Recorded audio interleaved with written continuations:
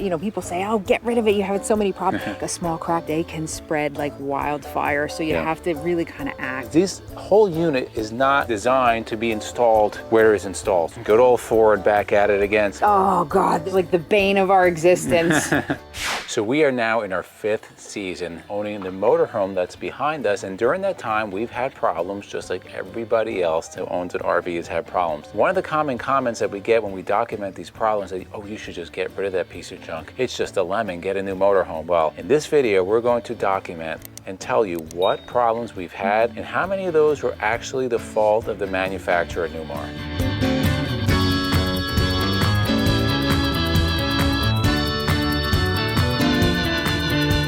So before we move any further, we do have a 2019 Newmar Baystar 3626. We bought this motorhome since new. It has just shy of 26,000 miles now, and it's served us for the most part pretty well. So let's get into the first major problem, the biggest problem we had. We had an electrical problem, and we documented that video in detail, those problems. Quite a few videos last summer. Yeah, we'll link one of those videos up above. But essentially, to sum it up, there was an electrical problem, a 12-volt problem. 12-volt feed to the fuel pump module was not working. It was intermittent. It would just shut off, and the result was Nellie would just die. The fuel pump would stop working and she would die on the side of the road, and it caused us quite a bit of stress. It died on us on the way from Alabama home. It died on us on the way to Poconos, and we had to have the motorhome towed on one occasion. Now, thankfully, we found a mechanic that took the time to find it, but that was a difficult thing. It was literally like a $15 fix, but the labor for the 8 hours it took to figure it out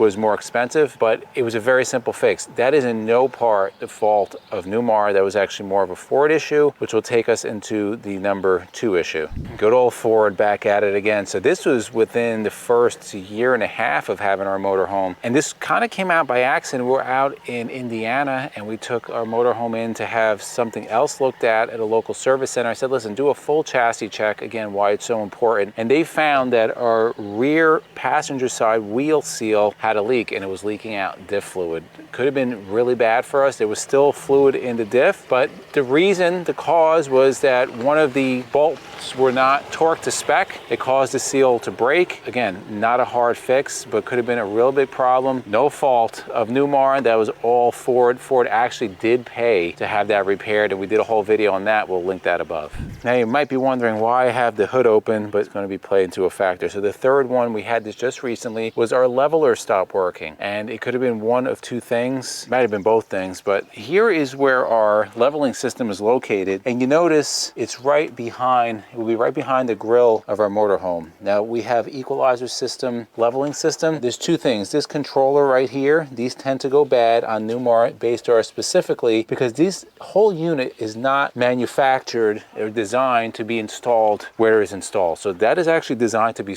installed in a environmentally controlled area in an inside bay. Newmar, for whatever reason, they know this because I talked to equalizer system about this, and there's many issues with this. Newmar chooses to install it there for some reason, and what winds up happening is that controller goes bad and the motors tend to go bad because it's just the water hitting it. Technically, it was like equalizer part that went bad, but it shouldn't have been installed there. So I'm going to say this was a Newmar issue. I will tell you one thing that has not failed on us, and that is our RV snap pads. Yeah, we've had RV snap pads now for 4 years. Before we had a channel. Well, as soon as we got our motorhome, yep, we still have the original pair. So RV Snap Pad does make permanent jack pads. They're perfect for places like we're at right now where it's been raining a lot and you're on gravel or on mud. They help stabilize your motorhome or RV. It also gives you added protection for your jack feet from any type of bending or damage, and it's going to give you protection from indirect lightning strikes. The beauty, like as he said, is they're permanent, so it's not this on and off. Say goodbye to blocks. They're made in the USA out of 100%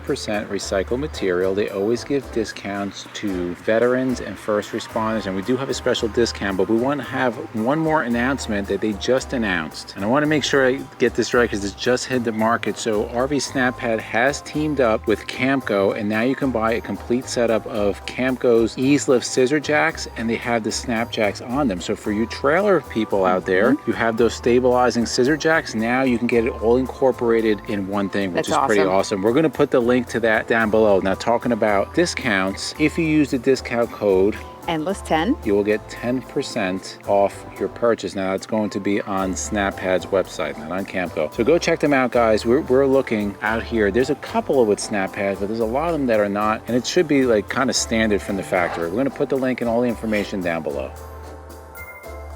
The next big problem we had was we had a water line leak, and it was the water line coming from the main freshwater up into the kitchen. And so our freshwater line runs from the driver's side. It kind of comes across one of the bays, and then our kitchen is on a slide. So right under here, there's a line, and it kind of bends. It does like a nice S bend up into the kitchen. Well, what happened was that was not bending as an S. It was actually just, the line was just crimping. And over time, as you take a garden hose and just keep doing this, what happens? It breaks. Thankfully, we caught this on a pre-season check. When the slides were open, turned the water on, I mean, water was pouring out. This is why we always say how important it is to either do a shakedown trip close to home or do things in your driveway if you're, if you have that availability, because we were able to get it into service very quickly before we were supposed to leave, which was in like within a week, I think, or a week and a half or something. Thankfully, it was pouring water into our basement bay, which wasn't a big deal. I was able to vacuum. There's nothing really to damage down there. It's all just metal. No big deal. But this was 100% a Newmar defect. Yeah. Newmar, to their credit, stepped up and they paid for the whole repair, which was about $1,400 bucks, $1,200, something like that. And we were out of warranty, but they did acknowledge that there was a problem and they paid for it. So just keep in mind, if you have that water lines running in and out of your slide, just make sure to take a look at those every season. Next one's going to be this rear passenger slide. Right from the factory, there was an issue. This right here, when the slide would close, would scrape up on the body, and it was not aligned correctly. Very common problem, guys. We took it to the Newmar Service Center. They realigned. It's never been an issue since.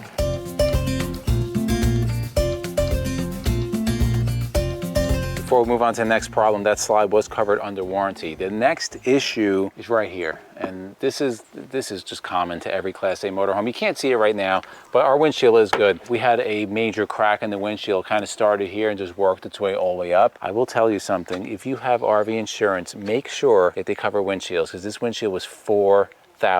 Actually, I think it was more. I think it was $4,400 to install and replace. It was paid for by Geico. I think we paid $250 and has been replaced since. So that is no fault really of anybody. It's just things that happen. I mean, look at the size of this. This is just a magnet to break. What stinks too is that when you get a crack, a small crack, they spread. They can spread like wildfire. So you have to really kind of act. We keep on the windshield repair kit right now, just in case we get a little chip. We try to stop it right away, and we tried it, but it just, nothing happened. No, when you're bouncing on the road, it's just, you're right. Oh God, this next one is like the bane of our existence.